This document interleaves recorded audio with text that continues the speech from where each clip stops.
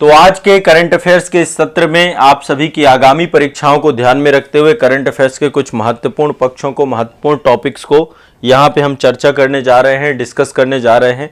आप सभी मेरे साथ इत्मीनान से ये सारे टॉपिक्स जितने मैं आप सभी के साथ डिस्कस करूँ, इसके नोट्स बनाते जाइए और आगामी समय में इनका रिवीजन करिए। अभी तक जितने टॉपिक मैंने करवा दिया है, निश्चित तौर पर आप सभी ने उसके नोट्स बनाए होंगे।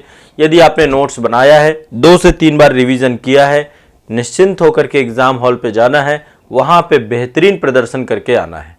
तो करंट अफेयर्स में लगातार हम बहुत बेहतर टॉपिक ले रहे हैं, एग्जाम ओरिएंटेड टॉपिक ले रहे हैं। तो पहले टॉपिक में यहाँ पे देख पा रहे होंगे, विश्व का मानचित्र है और विश्व के मानचित्र को जनसंख्या में बांट दिया गया है। ये आपका अर्थ है, ग्लोब है। और देखिए जितने महादेश हैं, इन सभी महादेशों में आबादी ही आबादी है। इसको लेकर के एक आंकड़ा आया 15 नवंबर को, 15 नवंबर 2022। ये वो दिन है जब विश्व की आबादी 8 अरब हो गई है। कितनी हो गई विश्व की आबादी? 8 अरब हो चुकी है पूरे विश्व की आबादी। इसके बारे में जानकारी किसने दी? संयुक्त राष्ट्र संघ का आर्थिक एवं सामाजिक मामलों का विभाग, संयुक्त राष्ट्र यूनाइटेड नेशन का आर्थिक एवं सामाजिक मामलों का विभाग।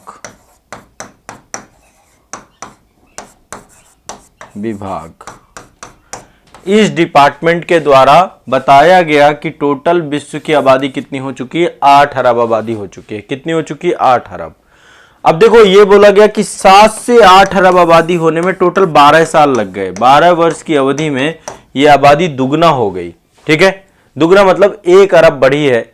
और यहां पर देखिए अभी हाल ही में एक और आंकड़ा आया था कि भारत की आबादी जो है वो चीन को भी पार कर चुकी है, चीन से भी ज्यादा निकल गई। अभी इंडिया का सेंसस तो नहीं आया है। मैंने जनगणना वाली क्लास जो जीएस की हुई थी आपकी, उसमें मैंने इस चीज के बारे में जिक्र किया था। अब यहां पे देखिए कुछ और आवश्यक डेटा जारी किया गया है, जैसा कि 7 अरब से 8 अरब पहुंचने में 12 वर्ष लगे हैं, तो 8 अरब से 9 अरब पहुंचने में 15 वर्ष लगेंगे, ये बोला गया है इस रिपोर्ट में। ठीक है, इस रिपोर्ट में कई सारी बातें हैं, मैं एक बार कई सारी चीजें बताता हूं।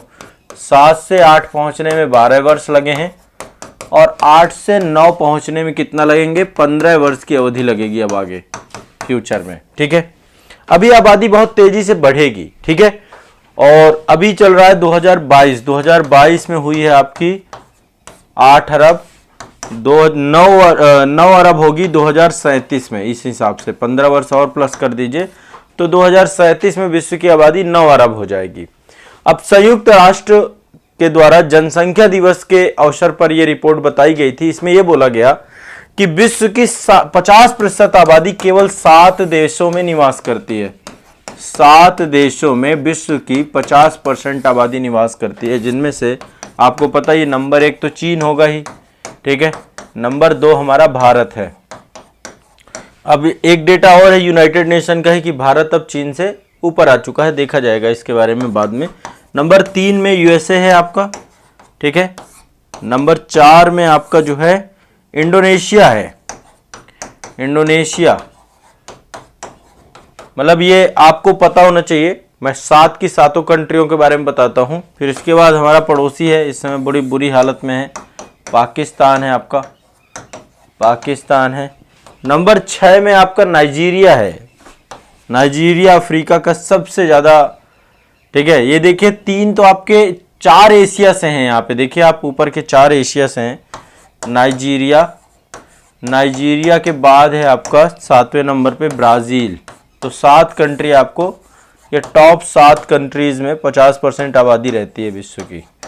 ठीक है, अब मानचित्र के हिसाब से आपको ये दिखने चाहिए, क्योंकि मैंने वर्ल्ड मानचित्र यदि आपने वर्ल्ड ज्योग्राफी की क्लास की है तो वहाँ पे मैंने मानचित्रण बहुत अच्छे से करवाया है आपका, जिसमें सारी कंट्रीज के बारे में बताया है। तो एक तो ये जानकारी इन्होंने दी।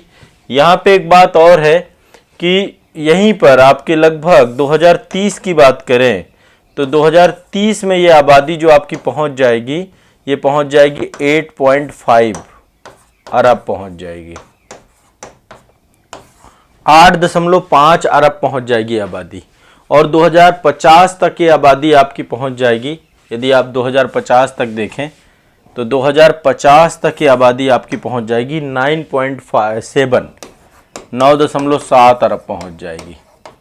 ठीक है, एक रफली डेटा यहां पर दिया गया है, इसको आपको ध्यान रखना है। अब 2080 में ये कह रहे हैं कि सर्वोच्च पहुंच जाएगी, सबसे ज्यादा पहुंच जाएगी, मतलब इसके बाद फिर नहीं बढ़ेगी आगे, फिर जनसंख्या स्थिरीकरण हो जाएगा आपका और निगेटिव में जाने लग जाएगी।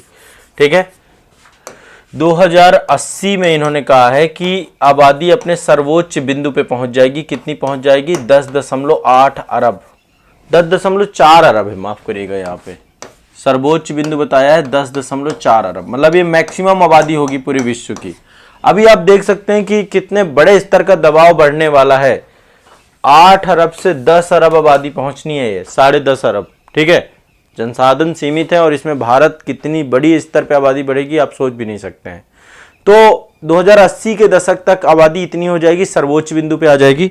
इसके बाद ये कह रहे हैं कि आबादी स्थिर बनी रहेगी। ठीक है, चलो यहाँ पे एक बार ये डेटा को रफली फिर से मैं आपको यहाँ पे समझा रहा हूं। अभी 8 अरब हुई है, 8 अरब कब हुई है? 2022 में। इसके बाद एक डेटा आपका यहीं पर है कि 2030 में हो जाएगी, 2030 में हो जाएगी 8.5, फिर इसके बाद 9 अरब हो जाएगी 2037 में। ठीक है, इसके बाद ये कह रहे हैं 2050 में आपकी हो जाएगी 9.7। ठीक है, इसके बाद ये कह रहे हैं कि 10.4 हो जाएगी 2080 में आपकी। इसके बाद आबादी ये स्थिर रहेगी, कब तक स्थिर रहेगी? 2100 एडी तक, 2100 एडी तक आबादी स्थिर रहेगी, 10.4 ही रहेगी आपकी। जितना जन्म दर होगा उतना मृत्यु दर होगा। ठीक है, लेकिन यहां पर ये बोल रहे हैं कि इसके बाद आबादी घटने लग जाएगी, मतलब इसके बाद आबादी जो है आपकी माइनस में होने लग जाएगी, गिरावट आना प्रारंभ हो जाएगी। तो सन 2021 तक 2100 एडी तक ये आबादी आपकी क्या होगी? बढ़ेगी।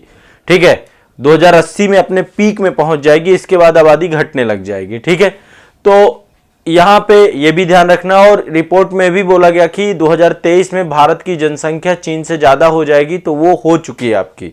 भारत की जनसंख्या चीन से ज्यादा हो चुकी है, इस रिपोर्ट में भी बोला गया था।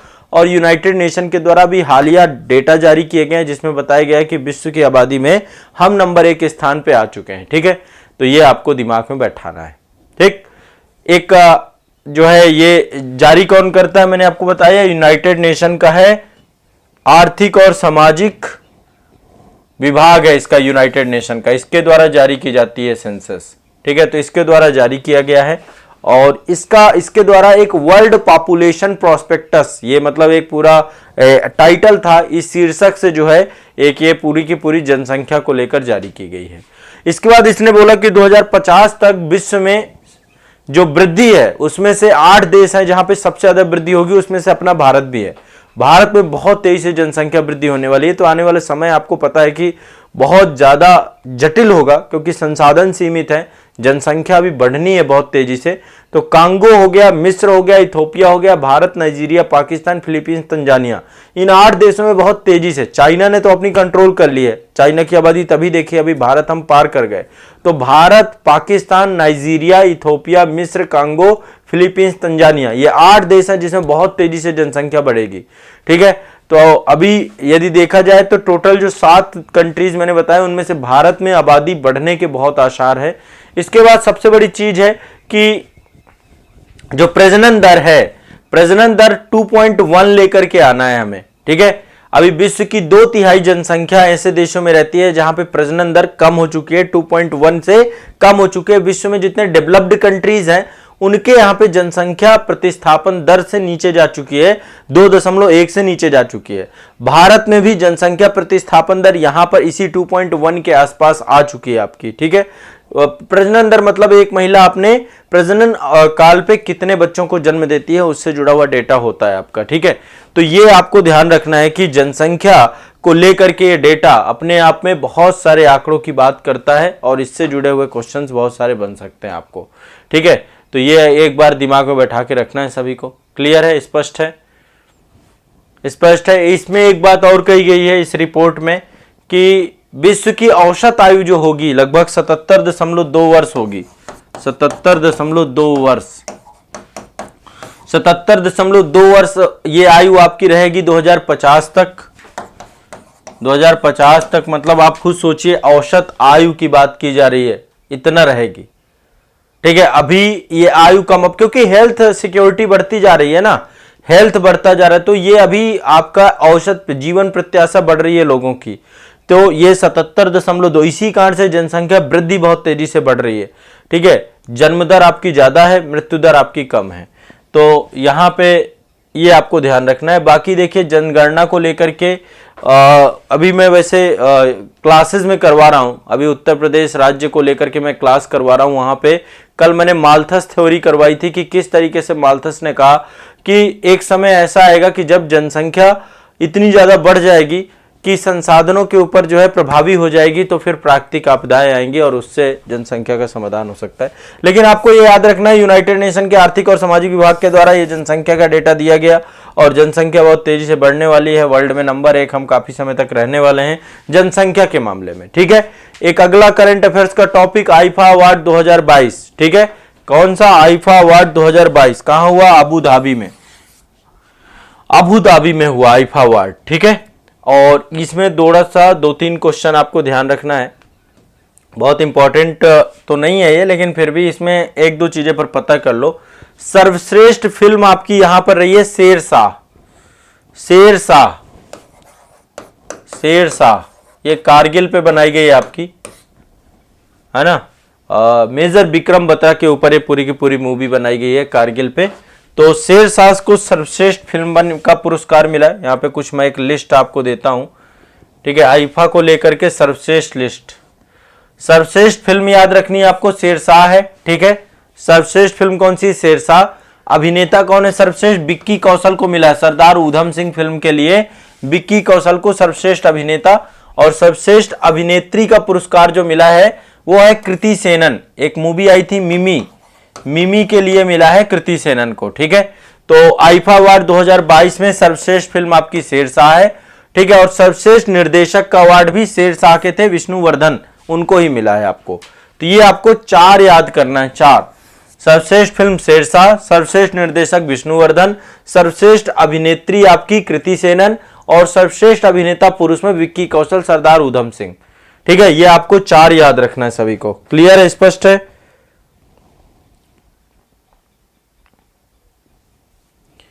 अमित कुमार जी कह रहे सर टॉपिक क्या डालना है? टॉपिक उसमें डाल दीजिएगा कि विश्व की जनसंख्या पहुंची 8 अरब के पार और क्या, और उससे जुड़ी हुई चीजें आपको ध्यान रखना है।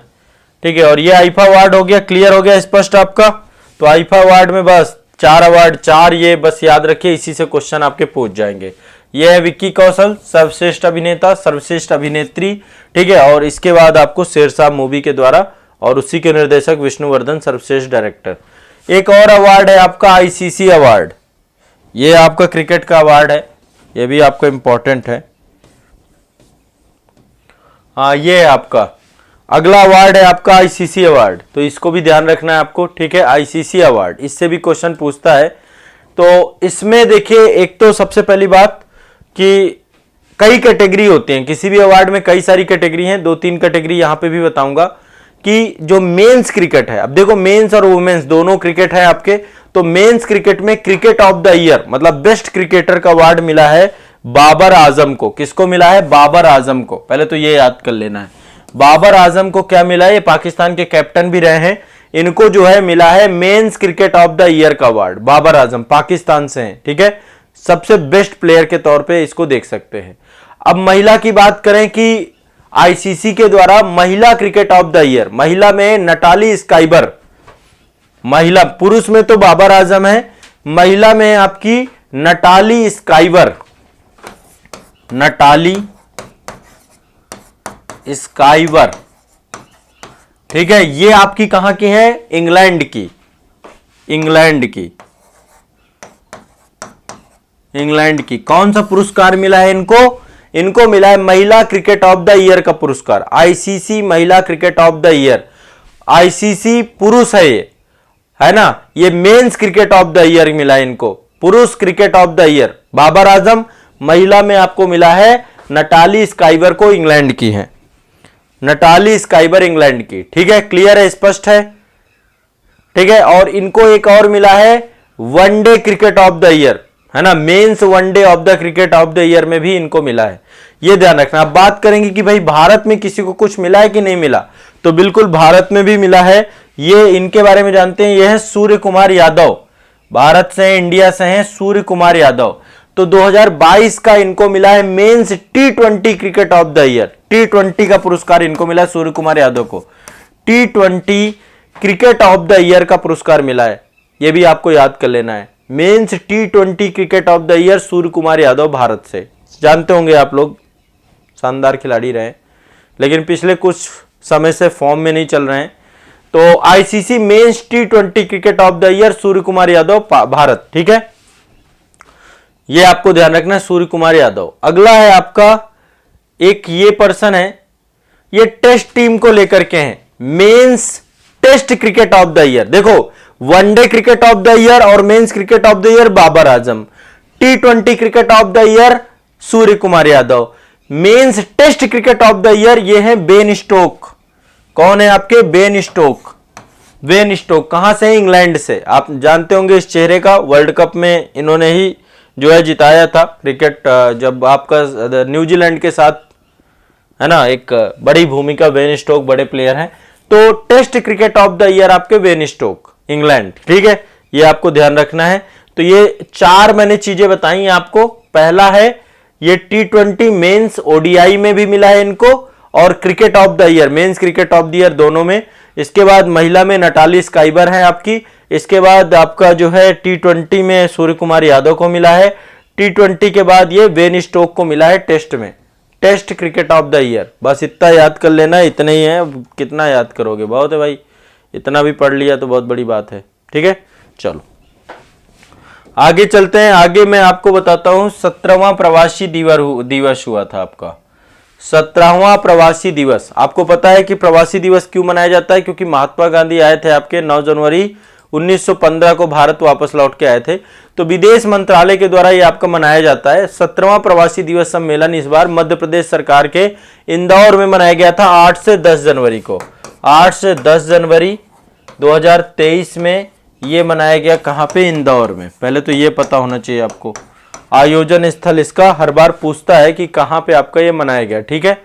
इसके साथ यहां पर एक चीज और ध्यान रखना है, क्योंकि 4 साल बाद आपका हुआ है ये, कोविड के कारण से 4 साल से ये नहीं हो रहा था आपका, ठीक है, वर्चुअल ही होता था, मतलब ऐसा नहीं है रेगुलर नहीं हो रहा था, वर्चुअल हो रहा था आपका, ठीक है। अब इसका जो विषय रखा गया, हमेशा कोई भी सम्मेलन होगा, कोई भी चीज होगी, उसका जो विषय है वो है डायस्पोरा। डायस्पोरा, अमृत काल में भारत की प्रगति के लिए विश्वसनीय भागीदार। डायस्पोरा मतलब भारतीय बिखराव, डायस्पोरा, डायस्पोरा मतलब इंडियन डायस्पोरा।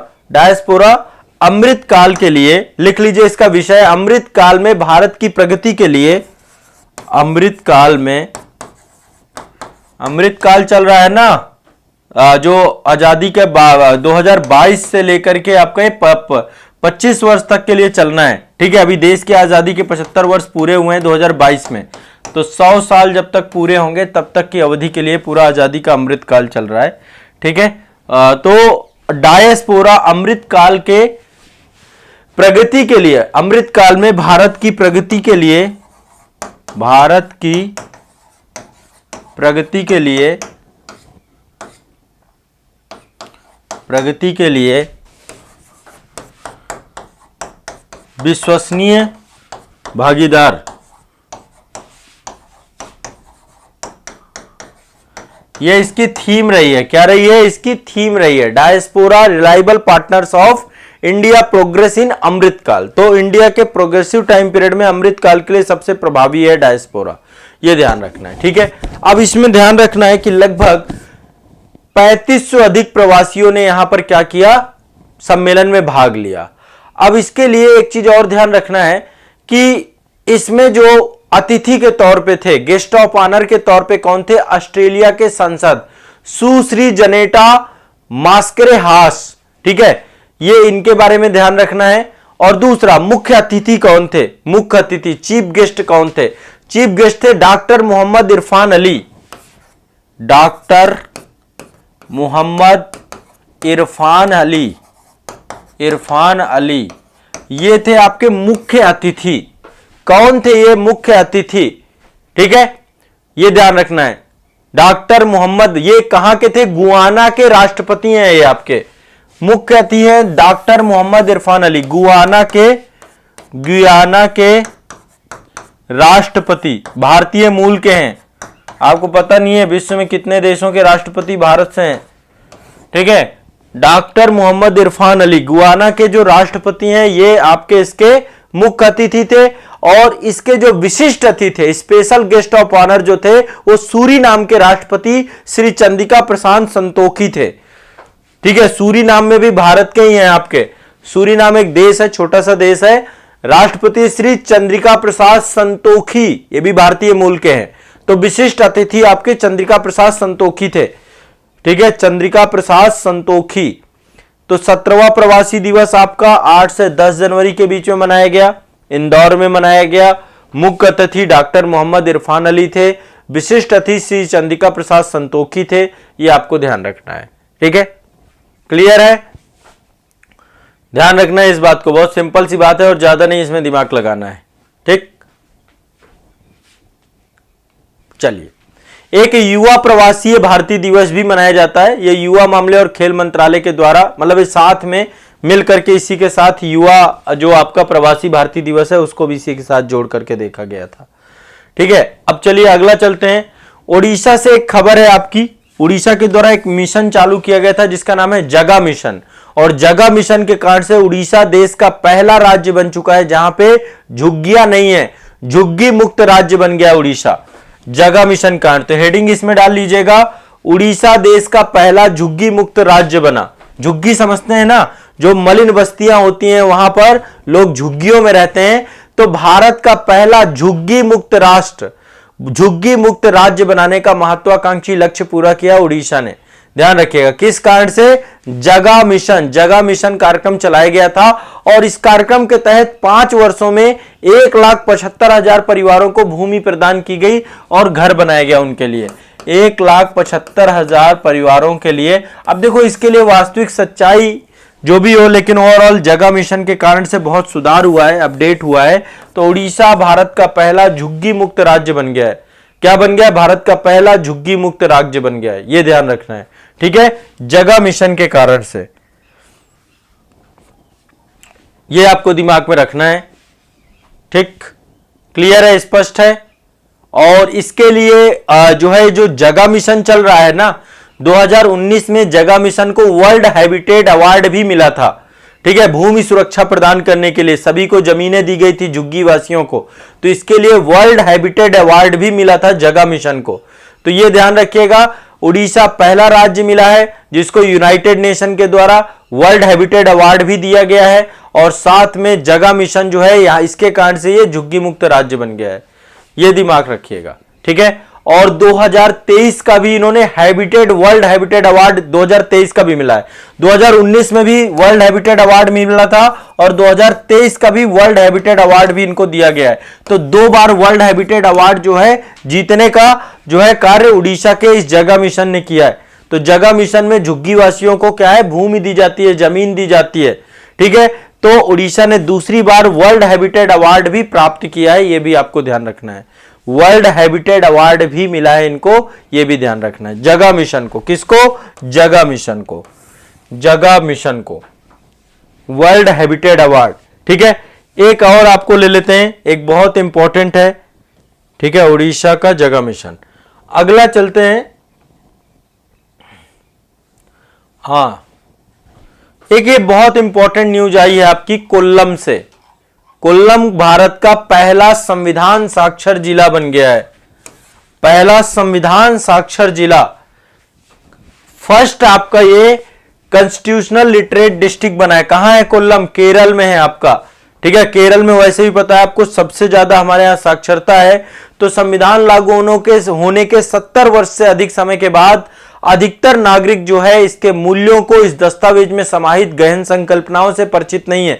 यह बात सत्य है। हमारे देश में अभी धीरे धीरे अवेयरनेस आ रही, लोगों को कॉन्स्टिट्यूशन पता चल रहा है कि लोग इंडियन कॉन्स्टिट्यूशन के बारे में सही से जान पा रहे हैं, अपने फंडामेंटल राइट के बारे में जान पा रहे हैं, फंडामेंटल ड्यूटी के बारे में जान पा रहे हैं। आप लोग तो आईएएस और स्टेट पीसीएस एग्जाम की तैयारी कर रहे हो तब आपको चीजें पता है, जब नहीं कर रहे थे तब कितना पता था, आप खुद जानते हैं।